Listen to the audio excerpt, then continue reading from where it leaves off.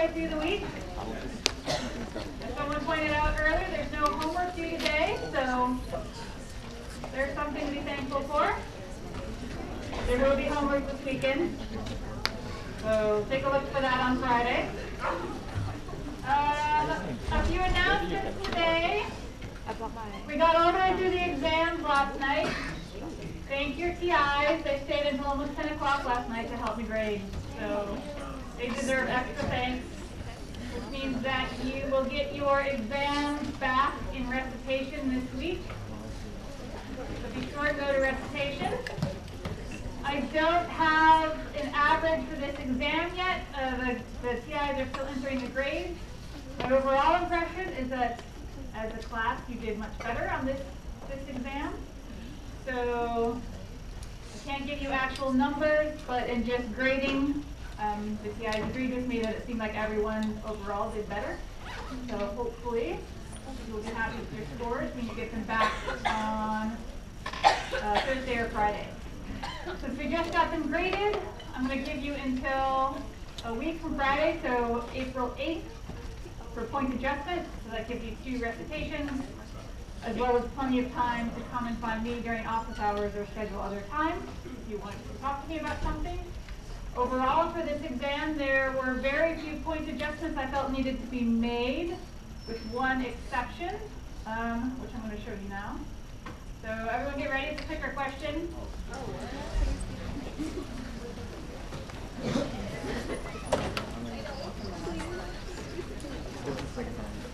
All right. This was on version B of the exam.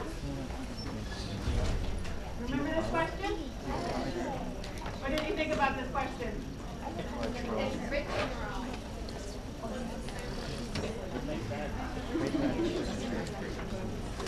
All right, don't answer that. This question was in copying the exams. I actually got 2 questions squished together. This question doesn't make any sense. All right?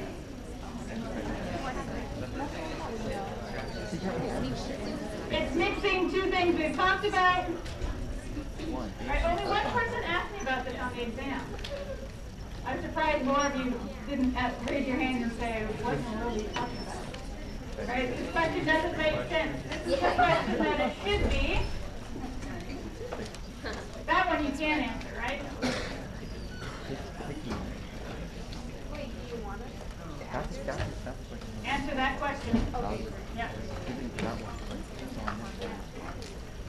This should look familiar. It's a question from a past exam.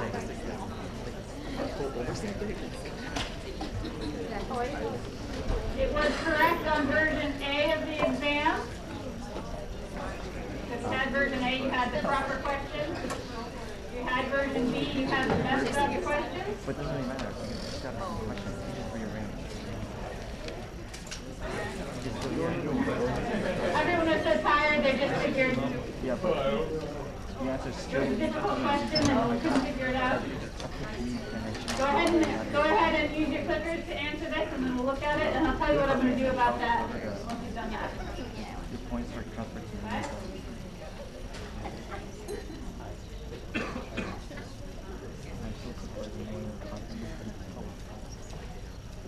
Everyone had a chance to answer? Okay, let's take a look.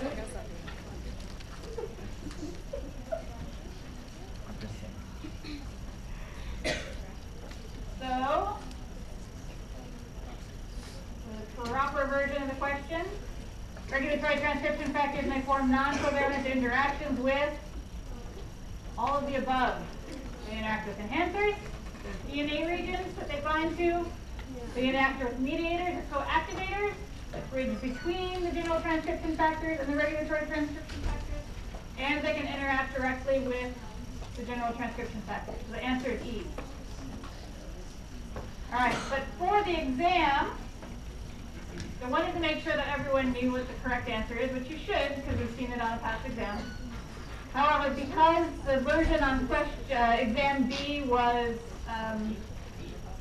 nonsense, for these questions and these doing this question only on each exam, it's a freebie. So it doesn't matter what you answered, you get those points.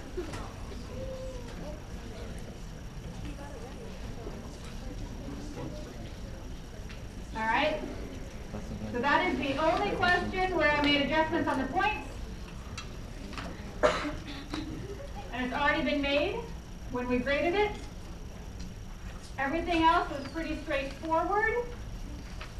So your TIs don't have, other than errors in calculating, so in adding up the points that you were awarded, they can correct those. All other point adjustments have to come to me.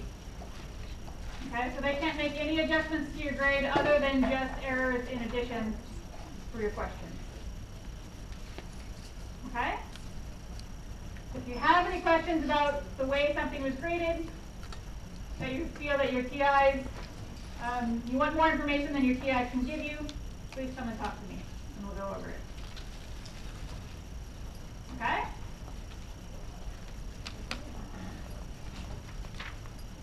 Any questions about the exam?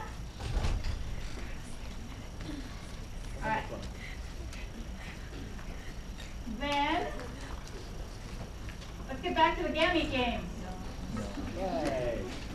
We're playing the Gamete game on Monday. We just got through a few examples. We were calculating. So one of the first things we did on Wednesday was calculate how many gametes you can make given a certain number of pairs of homologous chromosomes. Now we're translating that to how many gametes we can make if we're given a certain number of sets of alleles. All right, the assumptions are that these alleles are these genes and the alleles that I'm giving you sort independently, so they're on separate chromosomes. And we were doing some examples of how to calculate that. So today we're going to finish with looking at calculating gametes. We're going to get into Punnett squares, looking at crossing gametes and the outcome in terms of genotypes and phenotypes. And then we're going to talk about recessive and dominance relationships, and then that will be it for genetics. And then on Friday we will start most likely membrane transport. Okay? All right, so we're talking about how many gametes can be made. Everyone wake up their brains. Remember that our notations for alleles and genes, the letters give us the designation for a gene. The superscripts give us the designations for a particular allele. This is a diploid individual. It's got 2 copies of each gene, therefore 2 alleles. Here, the positive is usually the dominant wild type. Subscript minus is generally recessive. But remember that within a population there can be many alleles of a given gene, so it doesn't always have to be a dominant recessive. It can be a dominant and then some number to indicate the allele. So given 3 genes with this set of alleles, how many gametes?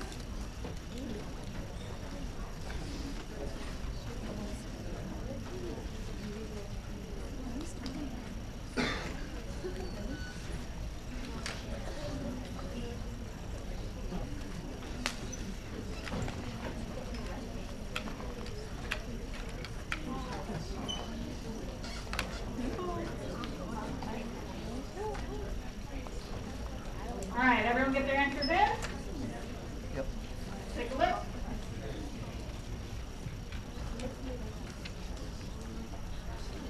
All right, 8. Using our formula 2 to the n gives us 8 gametes from 3 sets of gene alleles.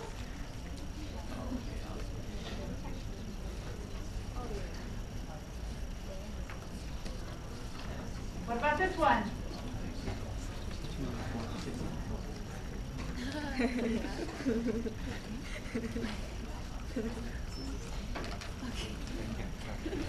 Doesn't matter what the alleles are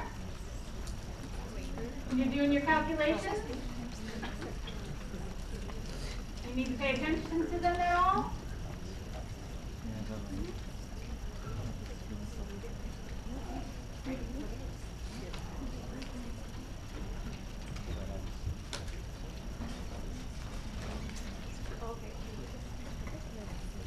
All right, everyone get your answers in?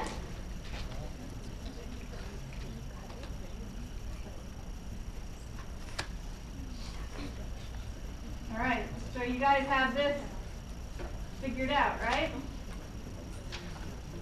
16, 4 sets of alleles, to the power of 4, 16 different types of gametes. What about this one? Look closely.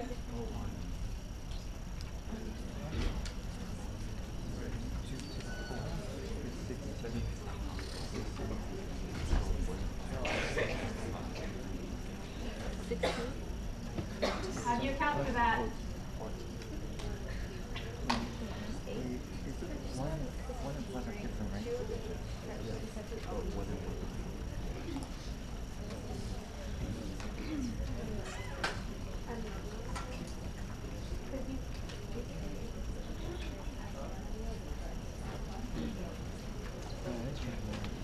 So like 101 is different math on the range is the same.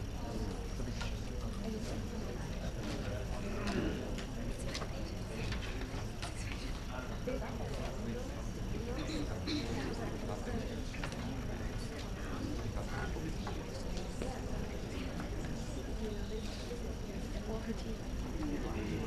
Everyone get their answer in?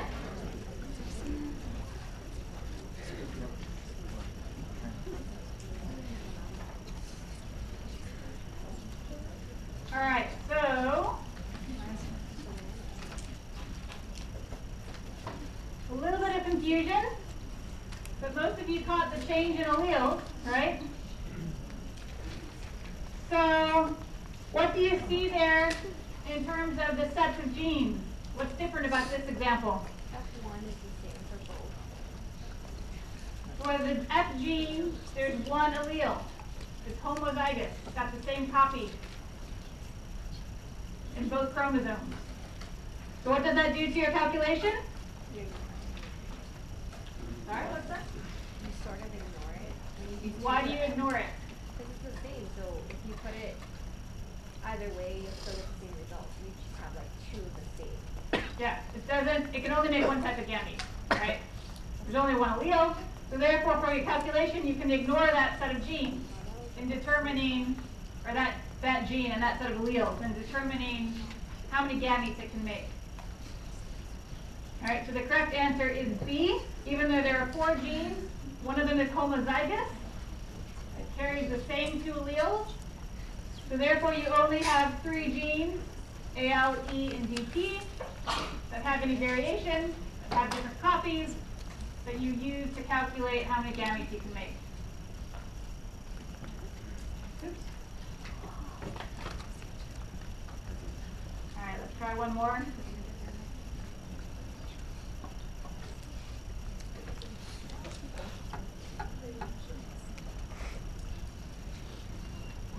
All right, how many different gametes can be made?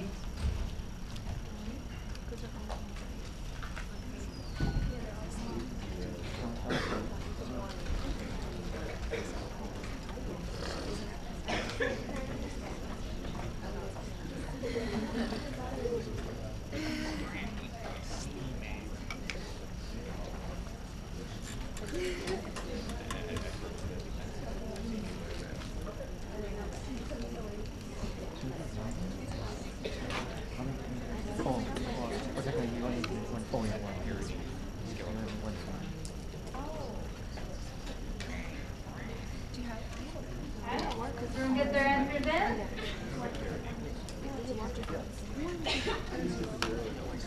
Take a look.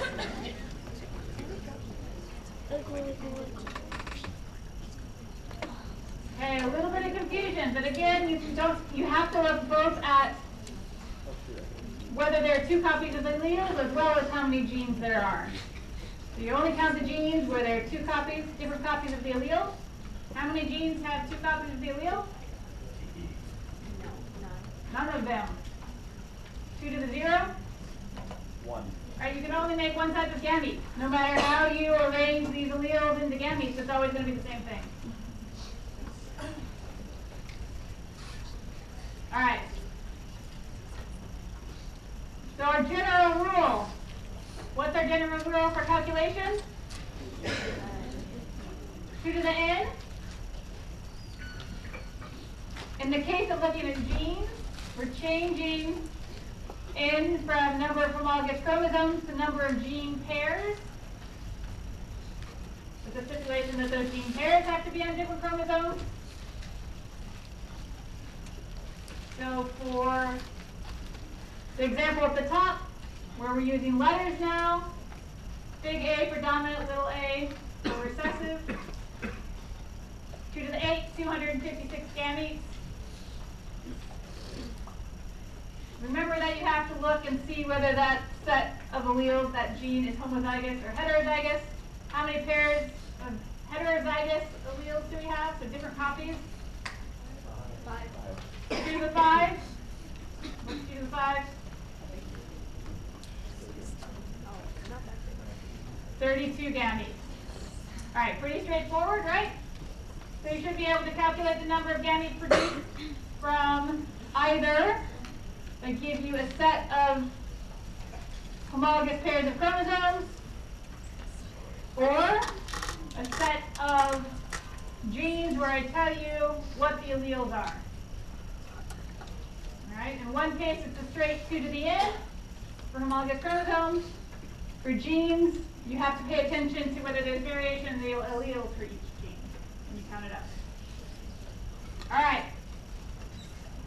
So we've calculated now, we've looked at genes, we've talked a little bit about alleles in diploid organisms. We're always going to have 2 copies, but there can be many more copies of alleles in a population. Let's look at how alleles behave a little bit. So you're probably familiar with the idea of dominant and recessive alleles. How would you define those two? How would you define a dominant allele? What sort of traits that you only need one allele? You need one allele of for that trait to be expressed. What about a recessive? In order for that to be expressed, you need 2 copies. You need to be homozygous for that copy. Can you think of an example? What's an example of a set of alleles that have a dominant recessive relationship? Eye color. We'll talk about eye color as an example at the end of lecture. Sorry? The widow. You know, like your hairline? Oh, is that really? I didn't know.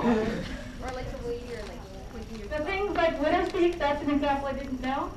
The way that your thumb curves, or do you have pinkies that curve out? Or flat all the way up? Or can you roll your tongue? I cannot. So I'm recessive to that trait. Oh, wait, is that? So things like that are straight dominant recessive. I'm not even going to try because I can't do it. All right, so those are simple examples about where one gene, you have 2 alleles, one gene is dominant to the other. If you think about dominant recessive relationships, though, it's always within an individual between the 2 alleles that they have. But we're going to talk about examples today where there can be multiple dominant recessive relationships among a set of alleles, depending on which 2 copies you have. All right, what's an example of, so what have you done in lab recently, for those of you that are in the lab class?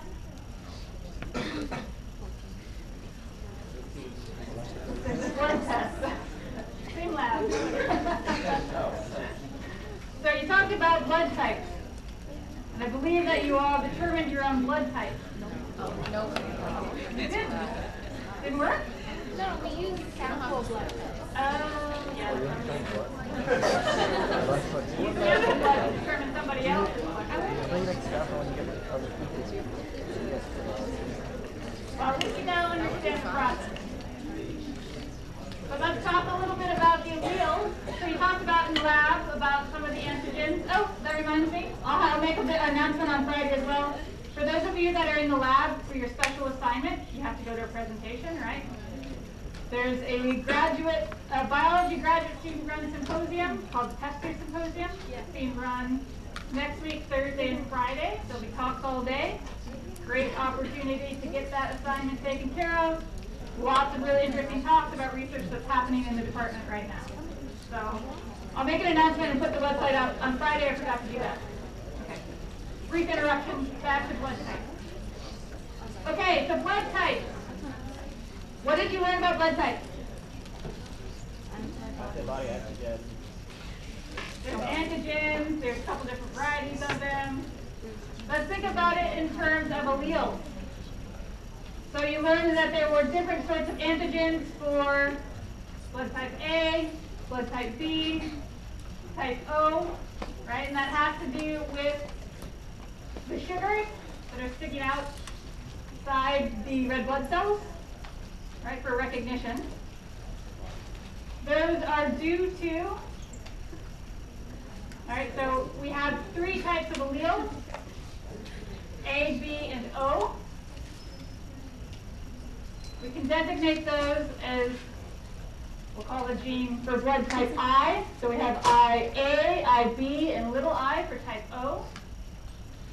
So if we look at all the ways we can put these alleles together, if that's our set in the population, there are all our possible 2 allele combinations for a diploid organism.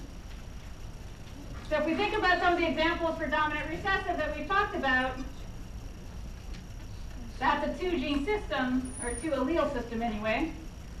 Blood type is an example where there are more alleles in the population. So although each individual has 2, there's multiple relationships between those alleles. So we can define dominant relationships. So allele A, for blood type A, is dominant to type O allele. And type B, allele B, is dominant to the O allele as well.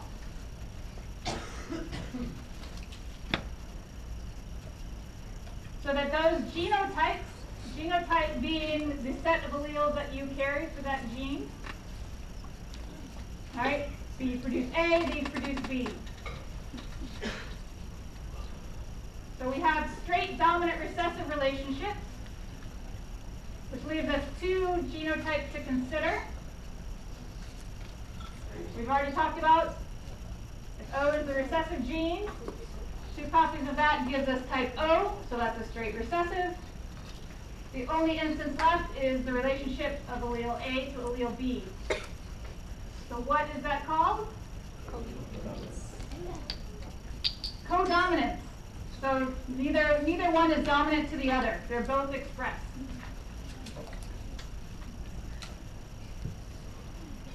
So multiple alleles can have different relationships depending on which 2 alleles you have in your system.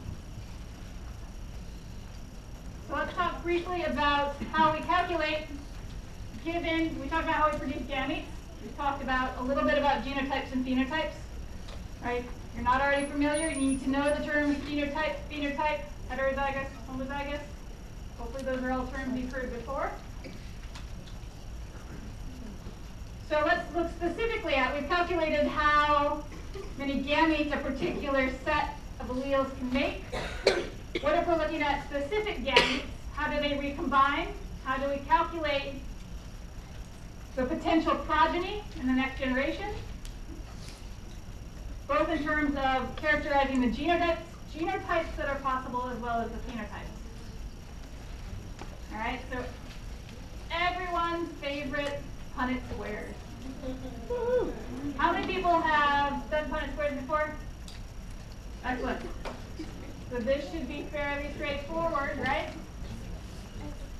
Punnett squares used for gamete formation and prediction of progeny. So the results of a cross between 2 individuals with respect to a particular gene and the alleles that are contained. So if I have this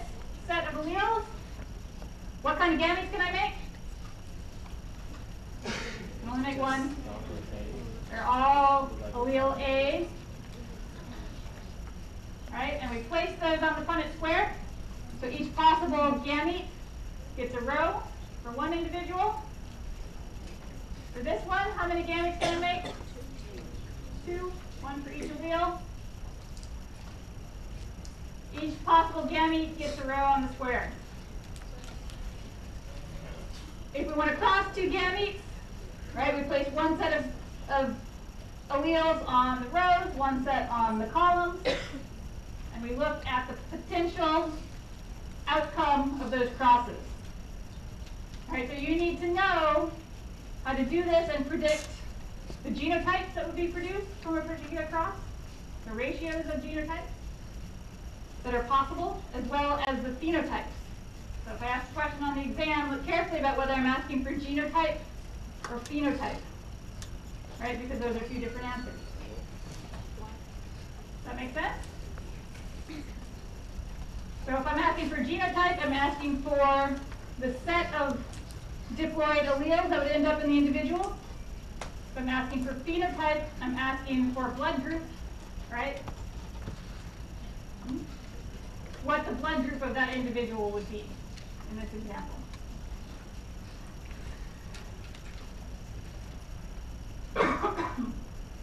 Okay, so we can look at a cross between a pair of individuals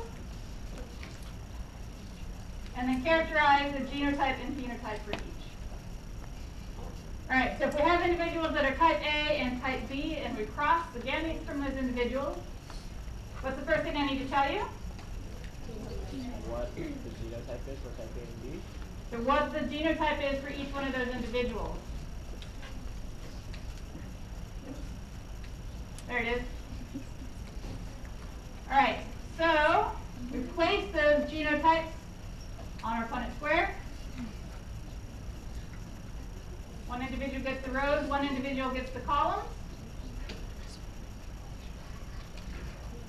All right, what are the genotypes produced? What are the phenotypes produced from this cross? One straightforward. All right, does anyone not understand how to fill in that table?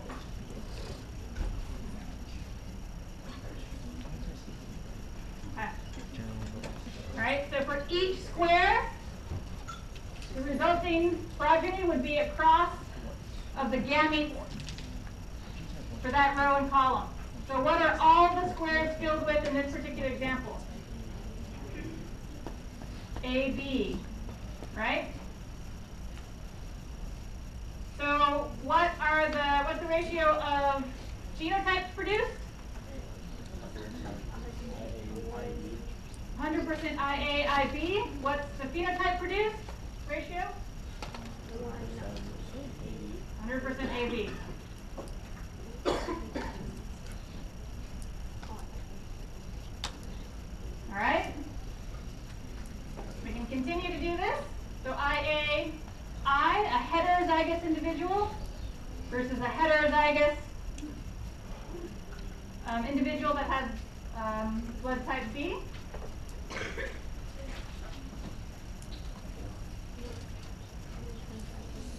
What are the ratios? 1 IA,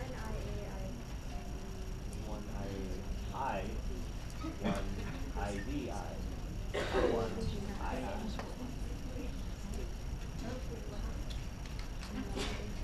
System's a little slow this time.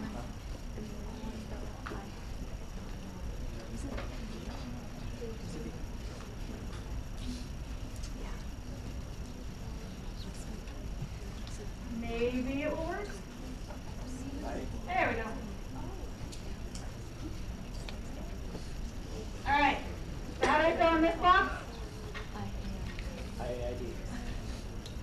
This box? IAI. This box? This box?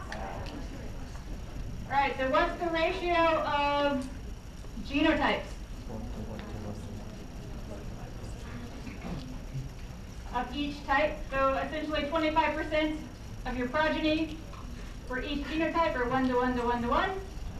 What about your Phenotype, 1 to 1. the same, right? They're all different. Does everyone understand this concept? Yes. Should I continue doing Punnett squares? Yes. You want to keep doing Punnett squares? Yes. We're gonna, so you have a chance in recitation to do more Punnett squares if you want more practice. Let's talk about a little bit with the rest of the class.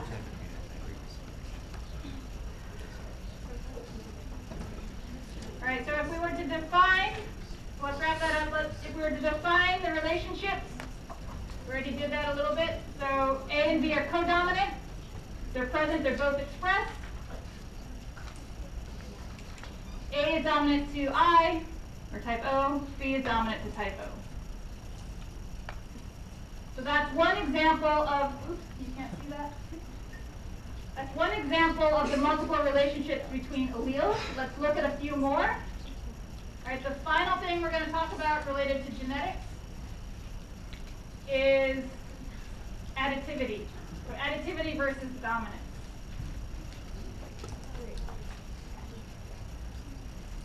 So we've already defined dominance as due to the activity that is present, so the allele that is expressed. The recessive allele is the one where there's a lack of activity. The classic example, I'm sure you've all seen a million times. Classic dominant recessive relationship, P color, Mendel's classic example. Homozygous dominant, yellow. Homozygous recessive, green. Heterozygous, yellow. You need one copy of that dominant gene to get that phenotype. We've looked at blood groups where there are multiple dominant recessive relationships. Oh, great. You need to know homozygous and heterozygous if you're not already familiar with that term. Homozygous, 2 copies of the same allele. Heterozygous, 2 copies of different alleles in a diploid organism. So 1 copy is sufficient to generate the wild type phenotype. So for the expression of that trait. We can look at that in terms of, we can graph that, where we put our genotype along the x-axis and the activity of the allele along the y, with 1 copy providing enough activity expression for that trait to be expressed. So for in our P example, homozygous recessive, green, there's 0 function. 1 copy of the dominant allele, yellow, 2 copies, yellow. So that's a straight dominant relationship. What about if we look at another example of color in snapdragons and the mini flowers? So we have red flowers and white flowers.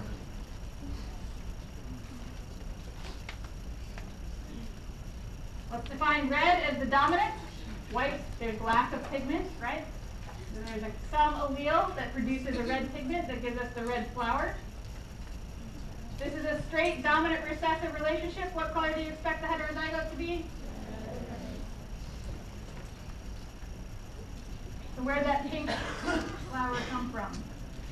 Not a straight relationship. Ooh, shocker, right? So this is additivity. So where each allele allows for a certain level of expression. So it's not a straight, if you have the allele, it's expressed, it's a quantity of expression. So that the more alleles you have, the higher expression of that thing you have. In this case, the pigment red. So if we put our alleles, recessive, little r, dominant, big R for red. For the homozygous examples, white for recessive, red for dominant. That heterozygote got 1 copy of the allele, so it just has a little bit of an expression. If we're straight dominant, you would expect it to be red, but it's not, it's pink, which means that the alleles are additive. 1 copy of allele allows a little bit of expression of that pigment, 2 copies, twice that much to get to red. So we don't have a straight dominant recessive relationship here. Rather than the trait either being there or not, it's quantifiable. There's continuous variation in that trait, depending on what alleles are present.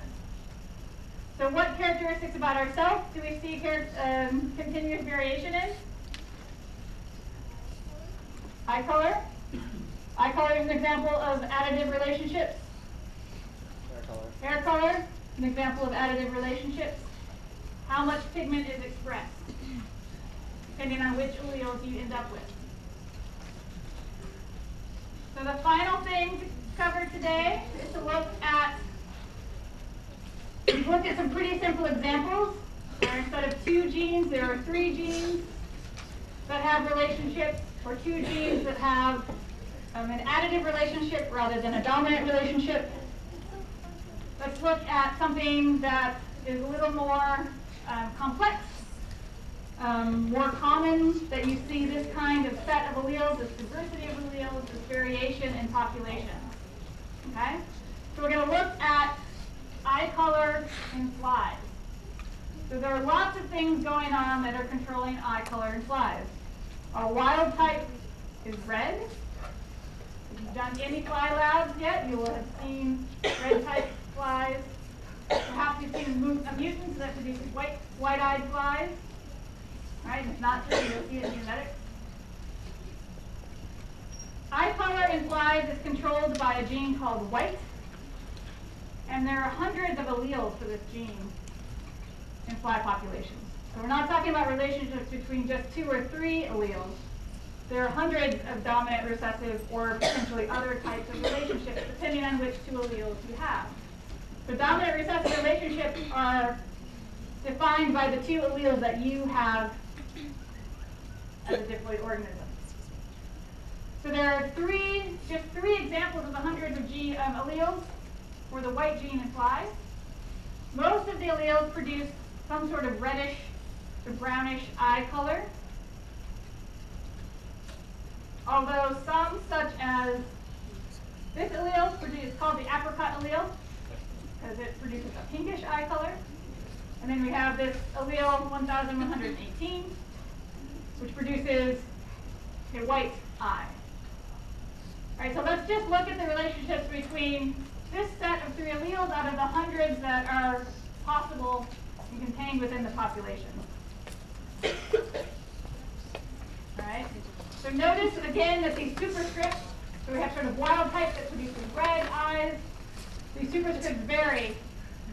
Can be numbers, can be letters, when you have so many alleles to keep track of.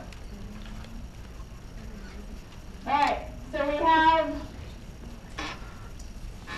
W plus, the wild type allele, being dominant to the apricot allele, and the apricot allele being dominant to the white 1118 allele.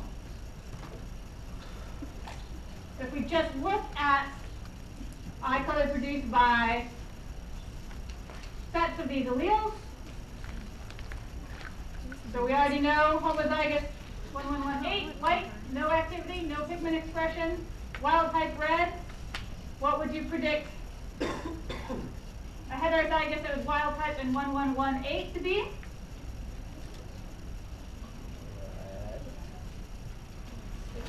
I'm hearing red and light pink. So if it were red, what would that suggest about the relationship between those 2 alleles? If it were pink, what would it suggest? It's red. So that wild type is dominant to the other alleles. There's an extra layer of complexity here, though, because it's biology. This particular gene for eye color is found on the sex chromosome. So it's found on the X chromosome, which means males get how many copies? 1. So there's an added layer of relationships that produce fly eye color. So we have males that have a single allele down here at the bottom, and then we have a number of ways that we can combine those alleles in females, which have 2 copies. So there are lots of different ways that these 3 alleles can end up in an individual. We've looked at 3 of those that are a straight dominant recessive relationship. What about some of these other examples? So if an individual just got a male individual got 1 copy of the apricot allele, what color would the eye be? The apricot. It gets a little bit of expression. Oops. So there 2, it's also apricot. All right. If there's only 1, you get a little bit less pigment. So that's an example of an additive gene, where it is dominant. The WA is actually dominant to 1118, but it's also additive in that you only get 1 copy of it, you get a little bit of pigment. You have 2 copies, you get more pigment, you get stronger color. So here's an example of 3 alleles with complex sets of relationships controlling a single trait, eye color implies, producing this wide range of variation in eye color. And that's just a set of 3 of the hundreds of possible alleles for that gene. Okay? So when you're thinking about dominant and recessive relationships, it's not a straight, not always necessarily a straight one-to-one comparison of alleles. You have to consider the 2 alleles that you have in your cells controlling that trait. But to look at the variation produced for that gene in the phenotypic trait, you have to consider all the alleles and the relationships between them. All right, so for this particular set of genes, we have both dominant relationships, so that wild type you only need 1 of to end up with a red eye, as well as a set of additive relationships.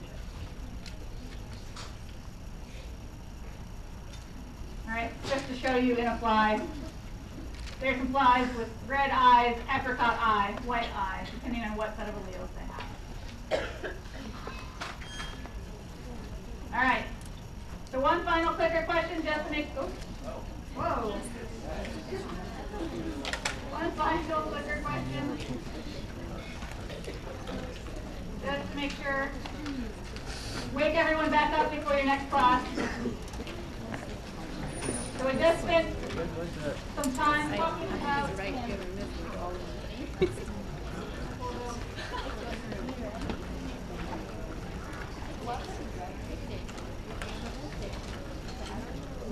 about all those alleles. Which combination of alleles gives you closer to the wild type red-eye fly?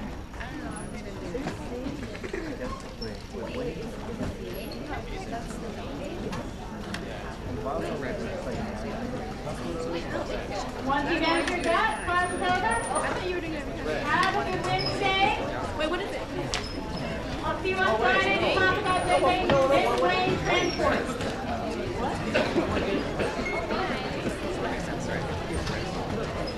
I have no idea.